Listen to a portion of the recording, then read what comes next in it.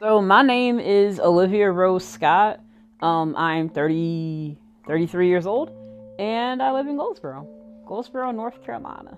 So I like to listen to music. I like to read and write. I love writing in my journal. That's really important to me. Helps keep the brain steady. My name is Janie Desmond. I live in Durham, North Carolina. I live at North Street neighborhood. I'm 32. Wish I was 31, but I'm 32. I love dogs. I love cats. I love food. I love to sleep. I love mostly anything. I like to perform. My name's Betsy McMichael. I live in Durham, been here since 1999. I work in the nonprofit field as executive director at First in Families of North Carolina. We love Durham, live 5 minutes away from Janie, so it's been really wonderful to be able to quickly come here if we need to, or but leave her plenty of space as an adult to be living her own life in a cool part of Durham. A good day in the community, good day at being at home is being with my partner, being with his mom, being able to have choice in whom I want to see or what I want to do. So that's a place where I feel safe and secure to be myself, where I can unmask, and masking being like not really showing my disability. If I'm in a place where I feel like I can't be my full self, that's not a safe environment for me. So being able to do the things wherever I am, not being like forced or mandated to do something because you're in this environment, this is what you have to do. Because sometimes I don't like interacting with people all day, every day. And I feel like me living here is better than me living in a group home where people be like, you have to get up at this time. And I'm like, are you the boss or am I the boss? You can't tell me what to do. So that's why I love living here. I do love that Janie has learned through living on her own, how to manage things that come up.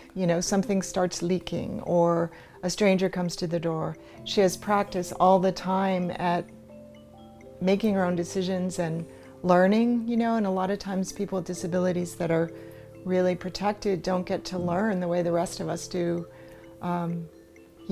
Make mistakes and learn and live your life the way you want to. Yeah, I have people that comes in every day, Monday through Sunday. Yeah, and we go out, we hang out, we do laundry, which nobody likes laundry, but hey, it has to come. We have to do it. Janie, isn't it true that since you're self-directing your services now, you train your own workers, Yeah. so you can give new workers heads up about that particular Yep. concern you have? Yeah. But more profound than that is that they work for Janie. Literally, she is the boss. She and I train and hire, and when needed, terminate her workers. And so she's got that beautiful ability to say, well, actually, you may have done it that way working for some certain provider agency, but this is how we do it here. This is how you can best support me. The AI glasses are really easy for me to use because all I say is, you just say, hey, she's gonna do it whenever I ask her. It would be easier if I had a light bulb that I could say, hey, Echo, turn on the bedroom lights. If my phone dies for some reason, by accident, and I don't know why, I can always say, hey, so-and-so, call 919, blah, blah, blah, blah, blah, blah, blah, and she'll call it. I think it's been important for Janie to choose to have a few hours a day when she doesn't have support workers. It's always interesting because it's offered that she can have sort of many more hours than she does, but from what I can tell, she loves those hours alone to just completely, like all of us, be alone, do her own thing. And Janie seems to like taking care of business too. Like, I will hear from her at the end of the day that just almost like, hey Mom, everything's good with this because I took care of it. I discovered I was out of this med and they hadn't delivered it. As I was saying, only with those kind of chances to figure stuff out do you really have the agency over your own life. We have alternatives to guardianship in place, and I think that has been really important for her in a lot of ways to understand that she's in charge of her own life, and we're there kind of for support as needed. So I think, like any 30-something, she's figuring out what, meaning is in life and a meaningful day and all those things. But I think having choice is the most important thing. I see my primary care provider regularly. I have therapy about once a week. But it's been a struggle to get the health care that I need because sometimes I'm too depressed. In the past, I've been too depressed to get the health care that I need. Yes, you took the requisite coursework to gain those letters, but at the end of the day, I'm the one with the autism and with the mental illness. You just get to ride the bus with me. I'm the one driving it. I do have an endocrinologist. I've only seen him once so far, so he's new to me. He seems to be pretty good at what he does. My first endocrinologist, but that was all the way out in Kinston, and I needed definitely something closer to home. So being able to have a provider here in Goldsboro has been really helpful towards that. Yeah, the hospital setting is different. They woke us up at 5:30 in the morning to get our vitals done. 5:30 in the morning to get my vitals done? Can we not wait until, I'm a little bit more awake? That's definitely different from an in-home setting where I can sleep decently for a certain amount of time and not be woken up like, hey, we need your vitals, Miss Scott. When I was in the ER for my foot infection, I had the best doctors. The nurses, they came in so quickly. They did their job. Yeah, I just love how they just got me what I needed. I was just like, okay, Mom, Dad, are you here? Where are you? When I was in the emergency room that night, my dad took me. I was fine. And then when I was able to go to the, ED to get admitted, I was like, okay, well, are you coming with me? That's really interesting. I find, and my husband agrees, that we really can't leave Janie alone at the hospital.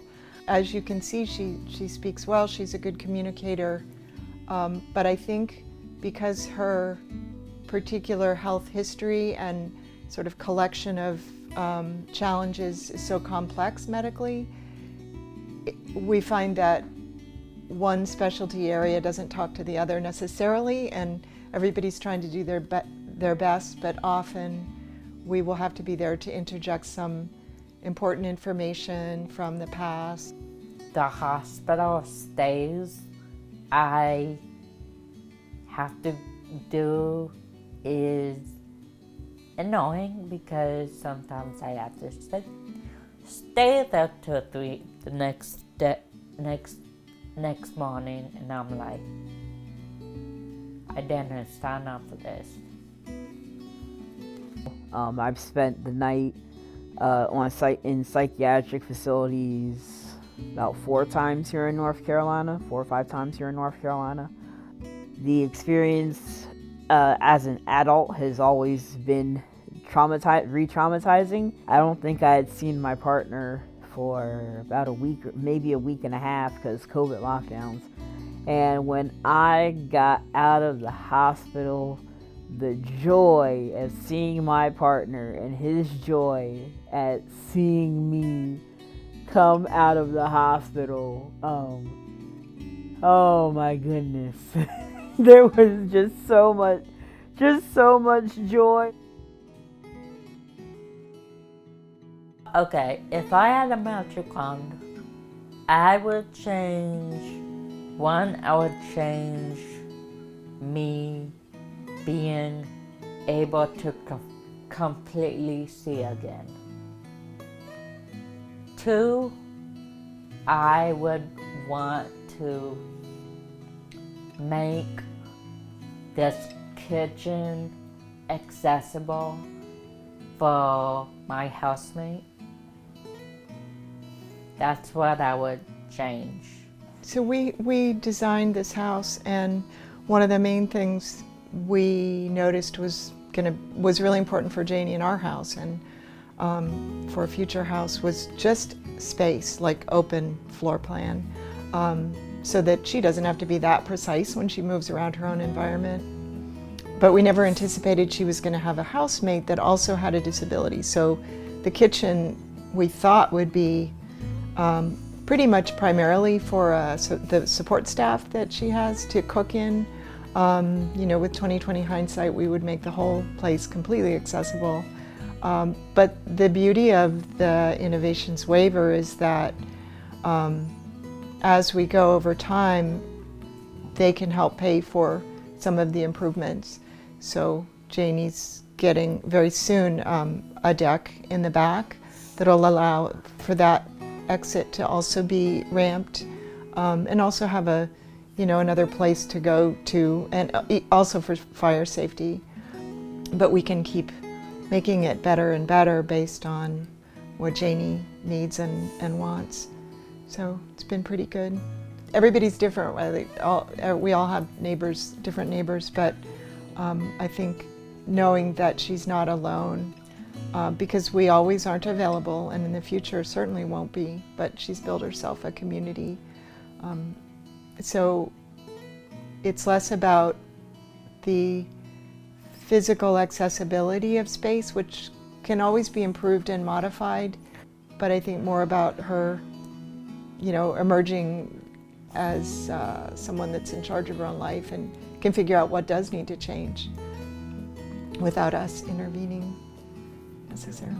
Like, if I could make one wish come true, it would be to really focus on the folks living with the disabilities, because we as the consumers, as the patients, as the members who receive services and benefits, we rely on those connections to make sure that everything is going as smoothly as it's supposed to be.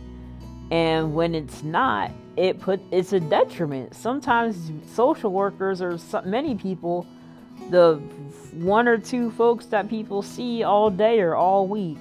So that's not to say 24/7 availability, because that's absurd, but it is to say, give us a call back in a reasonable time frame. Follow up with us on what we need. Listen to us when we tell you what is going on. Don't discredit us because, oh, well, you weren't acting like this before, or, oh, I have these letters after my name, so I'm the professional.